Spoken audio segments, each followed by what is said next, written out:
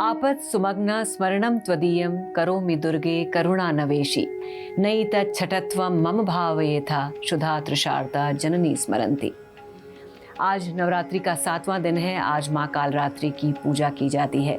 नमस्कार, आप देख रहे हैं श्रेष्ठ भारत और आपके साथ मैं हूँ मुक्ता सिंह और हमारे साथ स्टूडियो में मौजूद हैं ज्योतिषाचार्य सरिता मिश्रा जी।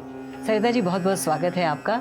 तो आज नवरात्रि का 7वां दिन है। आज माँ कालरात्रि की पूजा होती है। तो सबसे पहले तो दर्शकों को बताइए, जो कि आप हमेशा बताते हैं, कि कौन है माँ कालरात्रि, क्यों इनकी पूजा की जाती है और क्या है इनकी पूजा का विधि विधान। नमस्कार, जय माता की। मैं आपको सबसे पहले बताऊंगी माँ कालरात्रि के बारे में। जैसे कि यदि आपके जीवन में बहुत ज़्यादा नेगेटिविटी बढ़ गई है या कहो कि कठिनाई बढ़ गई है, तो माँ कालरात्रि का नाम ही इसलिए कि आपके जीवन का जितना भी समस्त अंधकार है जीवन में, उसको नष्ट कर दे। तो माँ कालरात्रि की पूजा उपासना करने से आपके जीवन में नकारात्मक सोच जितनी भी है वो ख़त्म हो जाएगी और आपके जीवन का जितना भी काल, मतलब कि बुरा समय, वो सब कट जाएगा। तो चलिए, ये तो बहुत ही आपने अच्छी बात बताई है। हर आदमी चाहता है कि जीवन से जो अंधकार है, जो नकारात्मकता है, उसे हम दूर करें और हमारे ज़िंदगी में पॉजिटिविटी बनी रहे। तो कैसे खुश करें माता को, किस तरह का भोग लगाएं, कौन से फूल चढ़ाएं और कौन से मंत्र का जाप करें। माँ काली को आप गुड़ और रोटी का भोग अवश्य लगाएं। ऐसा करने से माता रानी अवश्य प्रसन्न होगी। इसके अलावा माता के आगे बैठ के दुर्गा सप्तशती का पाठ या दुर्गा स्तोत्र का पाठ अवश्य करें। उसके बाद माता का मंत्र जाप करें। ओम देवी कालरात्रि नमो नमः, ऐसा मंत्र जाप कम से कम 108 बार करें। ऐसा करने से भी आपके समस्त काल, आपकी जितनी भी नेगेटिविटी या आपके जीवन में जितना भी काल घूम रहा है, आपका चक्र में जितने भी काल नेगेटिव ऊर्जाएं हैं, वो सब समस्त समाप्त हो जाएंगे। ये कालरात्रि का नाम सुनते ही शायद सभी के दिमाग में वो गाना आ जाता है, हे कालरात्रि है कल्याणी, तेरा जोड़ धरा पर कोई नहीं, मेरी माँ के बराबर कोई नहीं। देखिए, माता तो इतना देती है जो आपकी झोली कम पड़ जाती है। इसीलिए ये भजन बना हुआ है कि जैसे कहते हैं कि माता इतना दिया है कि मेरी झोली कम पड़ गई। तो इसीलिए कहते हैं कि माँ कालरात्रि की आप पूजा आराधना करें।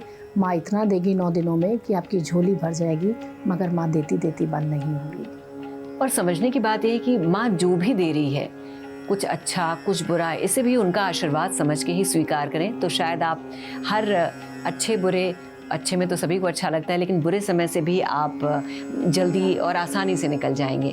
अच्छा सरिता जी, एक अहम बात यह है कि हर आदमी पूजा करता है तो सभी को लगता है कि भाई इतनी पूजा कर रहे हैं तो हमारे साथ तो कुछ खराब होना ही नहीं चाहिए, और ऐसे में अगर जरा सी भी चीज़ें ऊपर नीचे होती हैं तो हम बड़े निराश भी होते हैं। मोस्टली मैम लोग कंप्लेन करते हैं कि हम पूजा आराधना कर रहे हैं, मगर हमें पूजा माँ की लग नहीं रही, या देवी की पूजा या देवी या देवता जिनकी भी आप पूजा आराधना कर रहे हैं वो लग नहीं रही। तो क्या आप अपने घर में ध्यान से देखें कि आपका मंदिर सही स्थान पे बना हुआ है?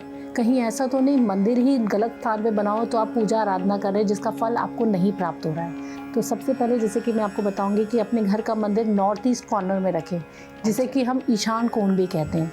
यदि आप मंदिर उस स्थान पे रखेंगे तो आप मंदिरों में भी जाके देखेंगे तो मंदिरों में भी आपको जो मूर्ति मिलेगी वो नॉर्थ ईस्ट कॉर्नर पे मिलेगी।